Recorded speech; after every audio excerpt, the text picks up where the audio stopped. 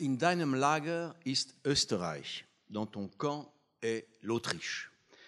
C'est le vers par lequel commence le poème de Franz Grillparzer dédié au maréchal, feldmarschall Radetzky. Après ce poème, bien sûr, viendra la célèbre marche de Radetzky, composée par Johann Strauss père.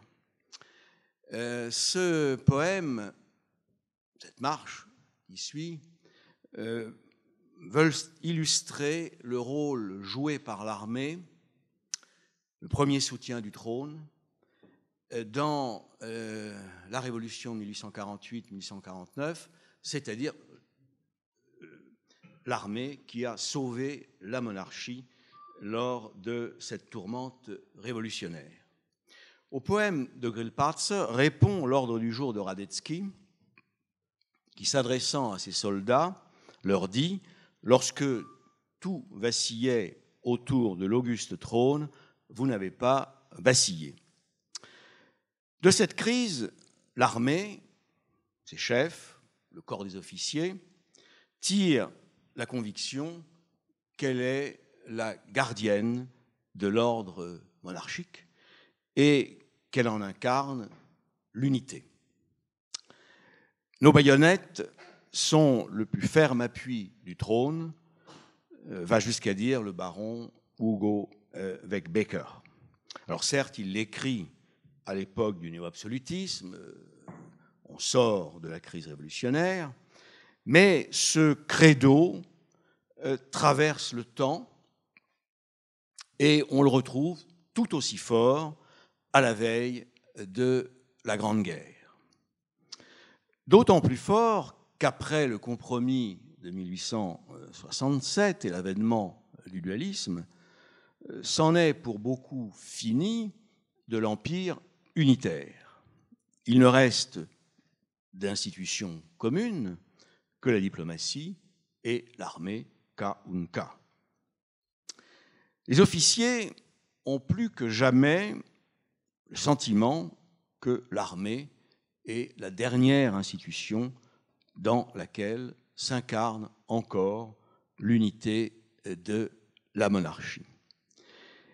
Il lui revient donc d'être une école de patriotisme, d'inculquer ce patriotisme aux recrues, et rappelons que depuis 1868, la monarchie a introduit le service militaire obligatoire, la conscription. Donc, il revient à l'armée d'inculquer l'amour de la grande patrie commune, ce qui veut dire que cette école de patriotisme renvoie à un patriotisme dynastique. C'est ce qui fait sa particularité, évidemment, un patriotisme dynastique. L'officier de l'armée Kaunka est le soldat de l'empereur, auquel il est lié par un serment qu'il lui a prêté.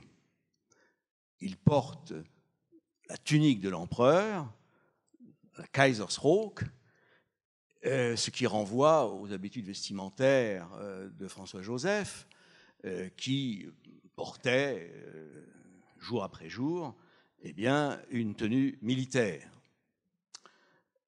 Dans les jours ordinaires, il portait simple tenue de lieutenant, évidemment, dans les jours qui n'étaient pas ordinaires, il portait une grande tenue d'apparat de feldmarschall. Le corps des officiers a la conviction de constituer un corps d'élite. Non pas sur un plan financier, car sur ce terrain-là, la plupart des officiers ont une solde très, très médiocre. Mais c'est sur un autre plan que cela se situe. Ils ont le sentiment de constituer une chevalerie moderne, unie par un système de valeurs communs, l'honneur, la fidélité, le devoir, l'intégrité. Des valeurs, d'ailleurs, qui rapproche ce corps des officiers de la noblesse, bien que celle-ci voit son pourcentage, avec le temps, se réduire de plus en plus au sein de cette armée.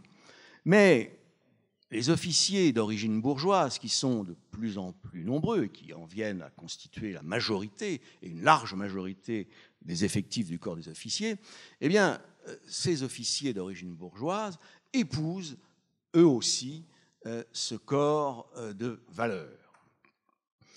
Pour situer ce que représentent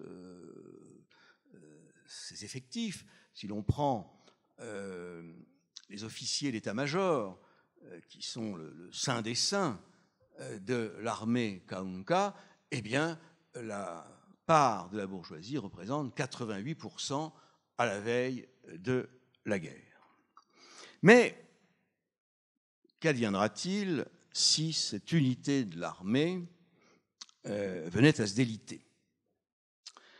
L'archiduc Albert, qui est l'inspecteur général de l'armée Kaunka jusqu'à sa mort en 1896, qui était lui-même le fils de l'archiduc Karl, le vainqueur de la bataille d'Asperne contre Napoléon, eh bien, fournit en quelque sorte la réponse.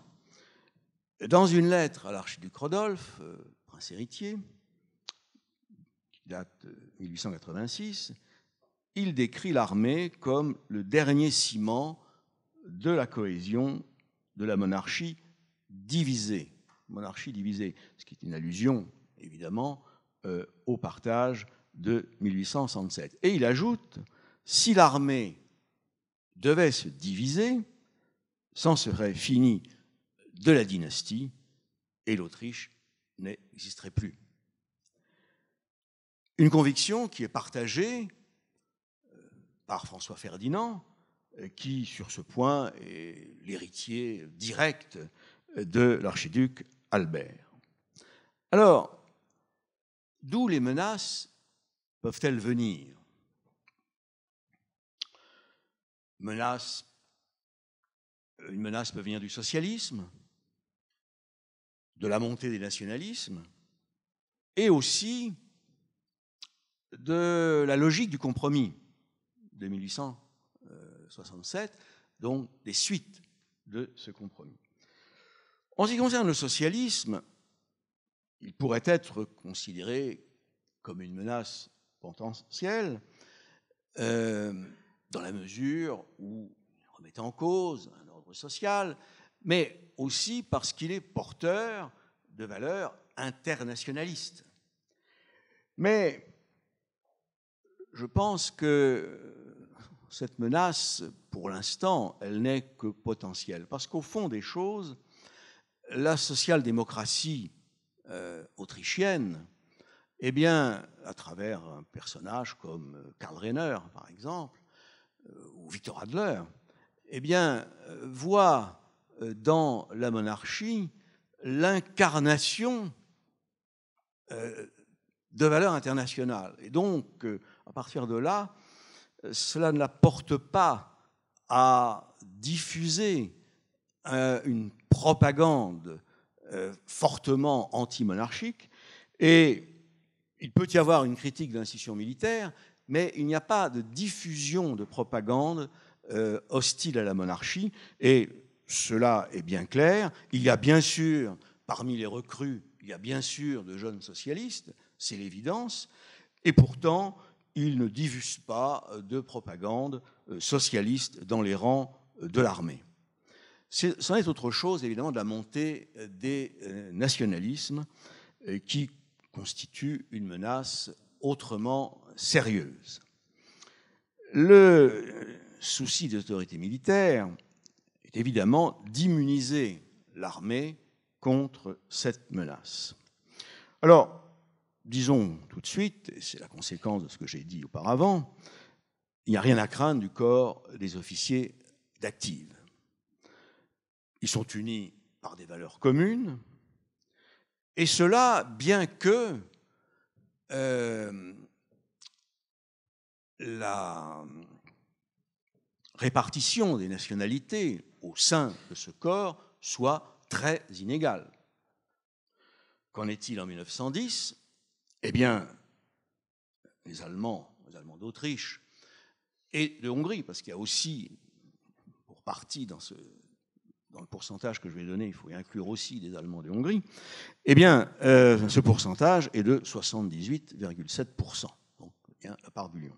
Ensuite, les Magyars, 9,5%, les Tchèques, 4,8%, les Polonais, 2,5%, les Croates et les Serbes, 2,4%, les Slovènes, 0,5%, les Roumains, 0,9%, et les Italiens, 0,7%.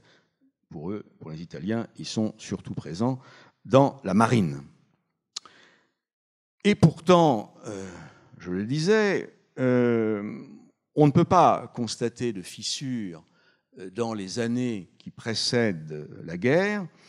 Ces officiers sont unis par une même fidélité à l'empereur et un même attachement à la grande patrie commune dans un esprit supranational. Et en dehors de quelques exceptions marginales, cette fidélité et cette solidarité vont se maintenir jusque dans les derniers jours du conflit. Et puisque dans ce colloque, une certaine part est faite aux Slaves du Sud, on pourrait citer beaucoup d'officiers, parmi les généraux, mais pas seulement parmi les généraux, croates qui sont restés fidèles jusqu'au bout à la monarchie. Et il suffit de citer un nom, celui du général Borojević, le lion de Lisenco, qui, alors que la monarchie était entrée en voie d'éclatement, a proposé à l'empereur Charles, nous sommes au début de novembre 1918, de mettre ce qui lui restait de troupes à sa disposition pour rétablir l'ordre à Vienne. L'empereur Charles a refusé cette proposition, mais en tout cas, ça indique bien où étaient les sentiments de Borojević. Alors, avec le corps des officiers de réserve, corps qui est créé en 1868 par la loi militaire de cette année, eh bien, le risque pourrait être différent.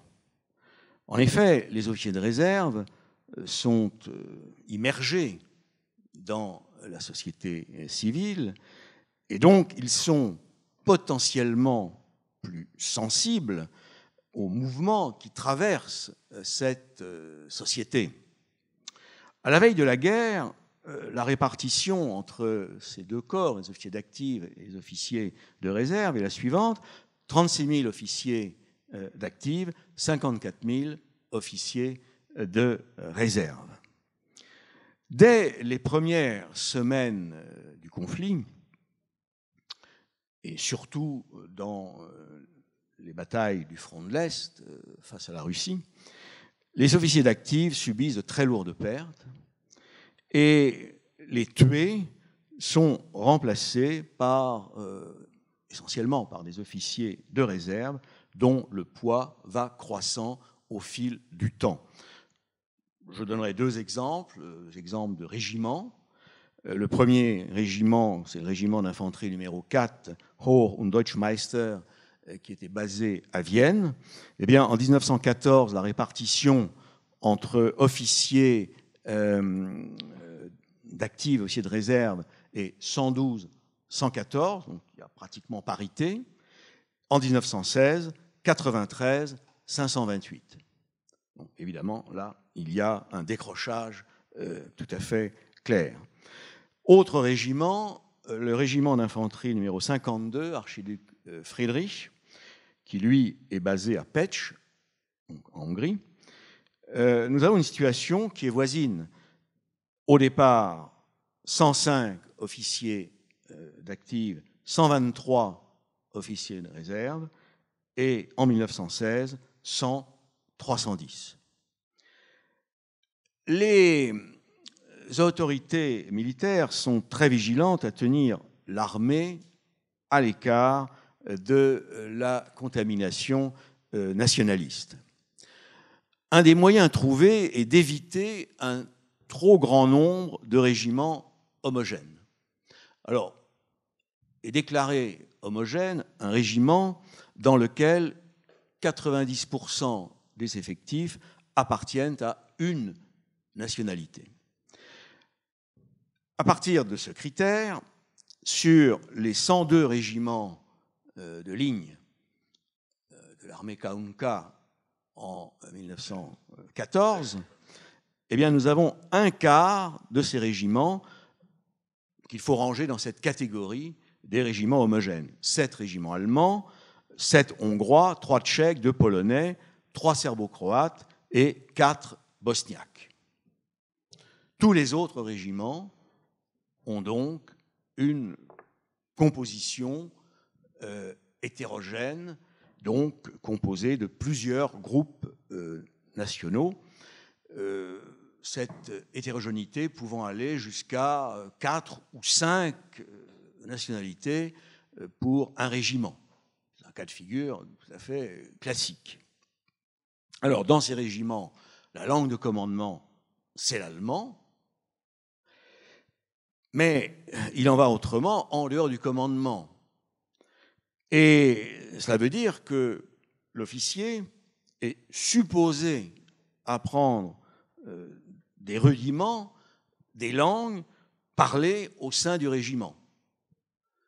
Ce n'est pas nécessairement une tâche facile, mais en tout cas, il est censé le faire. D'autre part, il y a, c'est la conséquence de ce qu'on vient de voir, il y a un refus d'admettre l'entrée des revendications nationales dans l'armée. Alors ici, je ne citerai qu'un seul exemple, qui est très célèbre, c'est l'affaire du Sde-Heer. C'est-à-dire que dans un régiment de cette armée, là il s'agit de recrues tchèques, eh bien on fait l'appel, bien sûr, et le soldat doit répondre à son nom Heer, donc ici, je suis là. Et les partis nationalistes tchèques, eh bien, ont souhaité, mais n'ont pas obtenu, parce qu'il y a eu opposition, bien sûr, que les recrues tchèques répondent par SD, qui est l'équivalent de Heer. Mais ceci n'a pu se faire. Il y a eu une opposition des autorités militaires qui ont fait le barrage, et François-Joseph a donné son soutien sur ce point très précis à ces officiers. Il y a ensuite le problème de l'intervention de régiments pour réprimer les troubles intérieurs. Il n'y a rien de très menaçant encore à cette époque, mais il y a tout de même des troubles intérieurs. Ils peuvent être liés à des manifestations nationales ou qui peuvent être liés aussi à des manifestations à caractère social. Alors, dans ce cas, il y a un souci très évident des autorités militaires d'utiliser des régiments composés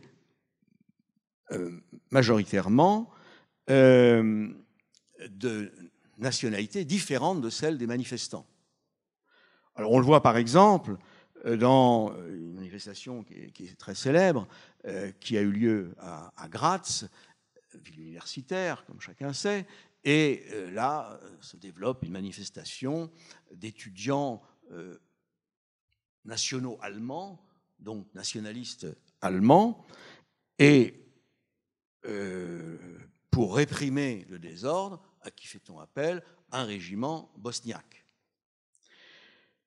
Et on assiste à des cas de même nature. Pour réprimer telle manifestation tchèque, eh bien, on fait appel à un régiment majoritairement hongrois. La troisième source de problème est à chercher en Hongrie, c'est-à-dire en fait dans les suites du compromis. Ce compromis de 1867, il reposait sur des arrière-pensées divergentes. Pour la partie autrichienne, le résultat de ce compromis, c'était la limite ultime des concessions. Pour la partie hongroise, c'était un point de départ. Et sur le terrain militaire, on le sait, la Hongrie a obtenu en 1867 un embryon d'armée nationale, cette Honvéd, auquel répond la Landwehr dans les pays autrichiens. Et l'objectif des autorités de Budapest est de renforcer la Honvéd avec le but final qui serait celui d'en faire une véritable armée nationale. Quelques progrès sont obtenus en ce sens, puisque à la veille de la guerre, enfin quelques années avant la guerre, eh bien, cette armée, cette Honvéd, qui se limitait jusqu'alors à l'infanterie et à la cavalerie, se voit dotée d'un parc d'artillerie. Mais au-delà de cela, cette évolution pourrait à terme menacer l'unité de l'armée Kaunka. Et il y a là une source de crise, parce que, on le voit bien au début du XXe siècle, à partir de 1903 à 1912, ces années sont des années de crise et des années de blocage.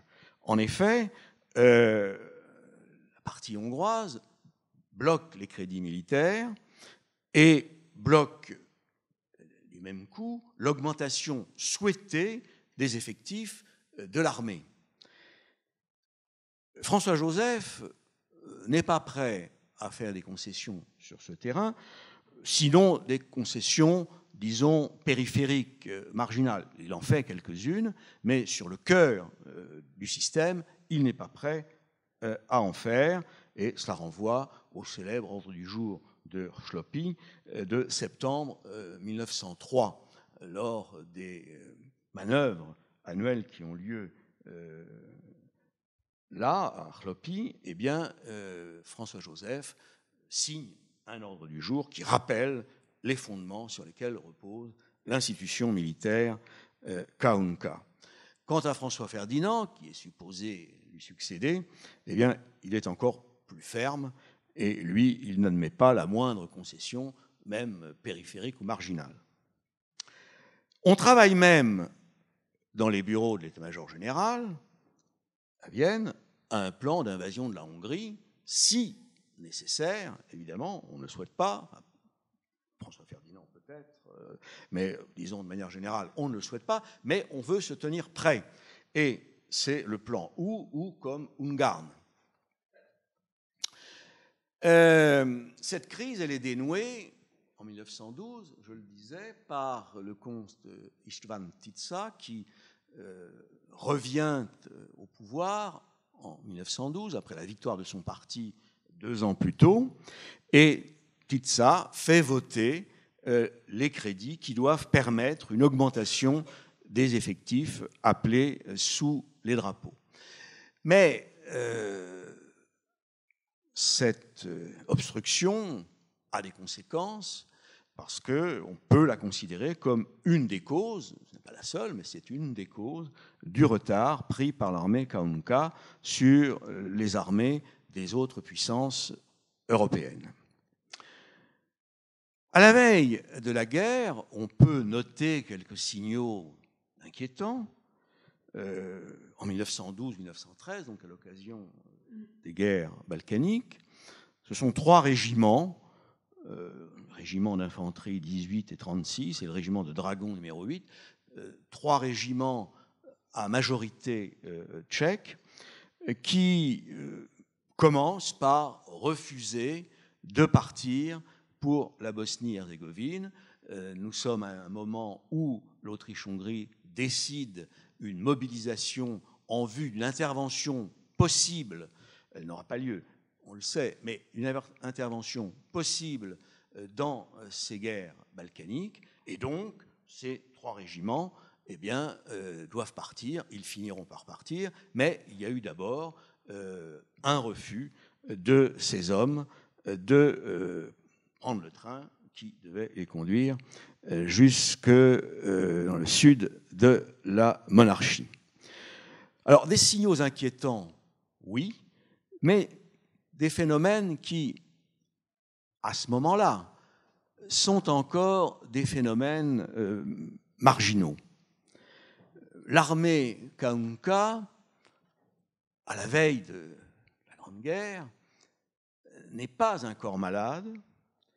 Elle se présente comme un ensemble globalement uni. Et en août 1914, les problèmes liés à la mobilisation générale ne viennent en aucun cas de l'esprit des hommes, mais de certaines carences de l'organisation, ce qui est évidemment tout à fait autre chose.